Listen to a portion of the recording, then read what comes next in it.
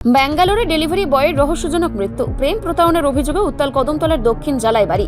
ফের এক ডেলিভারি বয়ের কাজে নিযুক্ত যুবকের রহস্যজনক মৃত্যুকে ঘিরে তীব্র চাঞ্চল্যের সৃষ্টি হয়েছে কদমতলা ব্লক এলাকায়। যদিও এবারের ঘটনাটি ঘটেছে বহির্রাজ্য ব্যাঙ্গালোরে, তবে বৃহস্পতিবার সন্ধ্যায় মৃত যুবকের নিথর দেহ বাড়িতে পৌঁছতেই কান্না ও শোকের আবহে ভেঙে পড়ে পরিবার ও আত্মীয় স্বজনরা। জানা যায়, মৃত যুবকের নাম শাহজাহান আলম, বয়স 23। তিনি কদমতলা থানাধীন ইচাই লালছড়া গ্রাম পঞ্চায়েতের দক্ষিণ জলাই বাড়ি ৩ নম্বর ওয়ার্ডের বাসিন্দা। মৃতের পিতা আব্দুল গনি জানান, প্রায় 7 বছর আগে কাঁঠালতলি বাজার সংলগ্ন এলাকার বাসিন্দা শামীম আহমেদের কন্যার সঙ্গে বাঘন স্কুলে পড়াশোনার সময় শাহজাহানের প্রেমের সম্পর্ক গড়ে ওঠে। পড়াশোনার শেষে ওই তরুণীকে ব্যাঙ্গালোরে পাঠানো হলে অভিযোগ অনুযায়ী মেয়েটি ও তার পরিবারের চাপে শাহজাহানকে সেখানে পড়াশোনার উদ্দেশ্যে নিয়ে যাওয়া হয়। ব্যাঙ্গালোরে গিয়ে লেখাপড়া শেষ করার পর শাহজাহান একটি বেসরকারি সংস্থা ডেলিভারি বয়ের কাজ শুরু করেন। অভিযোগ, তিনি যে অর্থ উপার্জন করতেন তার বড় অংশই ওই তরুণীর পড়াশোনার খরচ হিসেবে ব্যয় করতেন। বিষয়টি উভয় পরিবারের কাছেই জানা ছিল বলেই দাবি মৃতের পরিবারের। এমনকি প্রয়োজনের সময় ছেলের পরিবারকে অতিরিক্ত টাকা পাঠাতে বাধ্য করা হয়েছে বলেও অভিযোগ। দীর্ঘ 7 বছর ধরে এভাবে চলার পর শাহজাহান ও তার পরিবার সামাজিকভাবে বিয়ের প্রস্তাব পাঠালে দুই পরিবারের সম্পর্কের অবনতি ঘটে। মৃতের পিতা আব্দুল গনির অভিযোগ, বিয়ের কথা উঠতেই তরুণীর পরিবার সম্পর্ক ছিন্ন করে এবং তরুণীকে ব্যাঙ্গালোর থেকে বাড়িতে ফিরিয়ে আনা হয়। এরপর শাহজাহান যোগাযোগের চেষ্টা করলে তরুণীর মা ও পরিবারের সদস্যরা তাদের অকথ্য ভাষায় গালিগালাজ করে এবং বিয়েতে স্পষ্ট অনিচ্ছা প্রকাশ করে। এই ঘটনার পর থেকেই মানসিকভাবে ভেঙে পড়ে শাহজাহান। পরিবারের দাবি, নিজেকে নির্দোষ দাবি করে তিনি ভিডিও বার্তার মাধ্যমে আত্মহত্যার হুমকি দিয়েছিলেন এবং সম্পূর্ণ ঘটনার বিবরণ লিখিতভাবে সংরক্ষণ করে রেখেছিলেন। এর মধ্যে গত 13 জানুয়ারি ব্যাঙ্গালোরে তার রহস্যজনক মৃত্যু হয়। কিভাবে তার মৃত্যু হয়েছে সে বিষয়ে এখনো কোনো স্পষ্ট তথ্য মিলছে না। পরে তার সঙ্গে কর্মরত সহকর্মীরাই বিষয়টি পরিবারের সদস্যদের জানায় এবং ব্যাঙ্গালোরের স্থানীয় থানায় লিখিত অভিযোগ দায়ের করা হয়। বাড়িতে দেহ পৌঁছানোর পর থেকেই মৃত্যু নিয়ে ধোঁয়াশা তৈরি হয়েছে। মৃতের পিতা ও পরিবারের সদস্যরা সরাসরি তরুণীর পরিবারকে ওই মৃত্যুর জন্য দায়ী করে ন্যায় বিচারের দাবি জানিয়েছেন।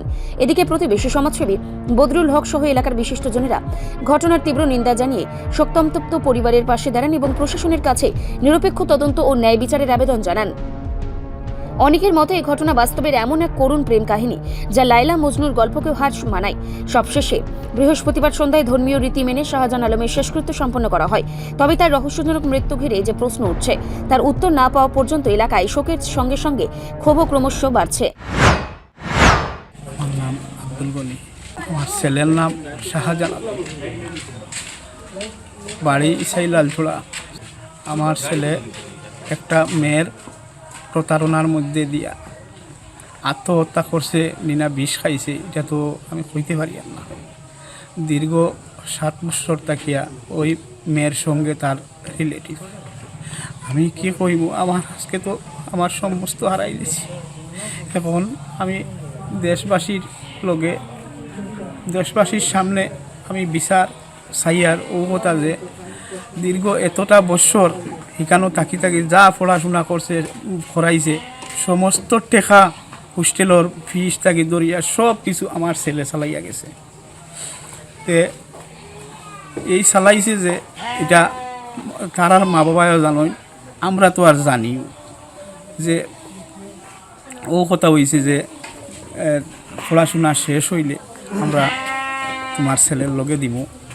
এই কথায় হইয়া ও তার মায়ে কইছে ও কথা যে তুমি পড়াশোনা করাও, তোমার ফ্যামিলি তুমি তো পাইবা, এরকম রিজন দেখাইয়া দীর্ঘ এতদিন থাকিয়া পড়াশোনার কোর্স চালাইয়া আর এখন কোর্স কমপ্লিট হয়েছে, এখন ওই মেয়ে আর তার কথার মধ্যে রয়েছে না মানিয়া ও এখন আত্মহত্যা করছে না তারা নিজে আত্মহত্যা করা মানে বিষ খাওয়াইছে। কীরকম কীটা হয়েছে আমি তো আর সঠিক কেন জানি না। ঘটনাটা বেঙ্গালুর, গত পরশুদিন ঘটনাটা হয়েছে, পরশুদিন রাত্রে। মেয়ের বাড়ি খাটলতলি, বাবার নাম হইল শামীম আহমেদ। মেয়ের বয়স তো এখন তো 2টা কোর্স কমপ্লিট করছে, অনুমানিক 20 হইব। ছেলের বয়স 23-24 রানিং হইব। আমি যদিও এটার দেখছি, আমি তো দেশবাসীর কাছেও ন্যায় বিচারটা চাইয়া, যে প্রশাসনের কাছে চাইয়া যে আমার ন্যায় বিচারটা পাইতাম।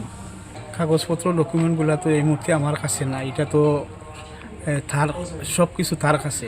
এখানেও নেওয়ার রিজন হইল গিয়া ওই কোর্ট ম্যারেজ করার লাগিয়া মেয়ের লগে ওইটা অরিজিনাল কাগজগুলা সব নিছে, মেয়েরও ওইখানেও নিছে সব কিছু। তাই কোর্ট ম্যারেজ মানছে না, না মানিয়া আরও উল্টা লাফসাফ কইছে নিশ্চয়। এটাও আমি কই আর আমার দেশবাসী এবং আমার পুলিশ প্রশাসন ন্যায় বিচারটা আমার করিয়া দিবা। আমার যে সম্পত্তি খুয়াইছ, আমার যেসব লন্ডভন্ড হরাইছেন, আমার ফুলারে একবারে মানে আমার বুকুর থেকে খাড়িয়া নিছ, এটা বিচারটা আপনার কাছে। রিপোর্ট সংবাদ প্রতীক্ষা।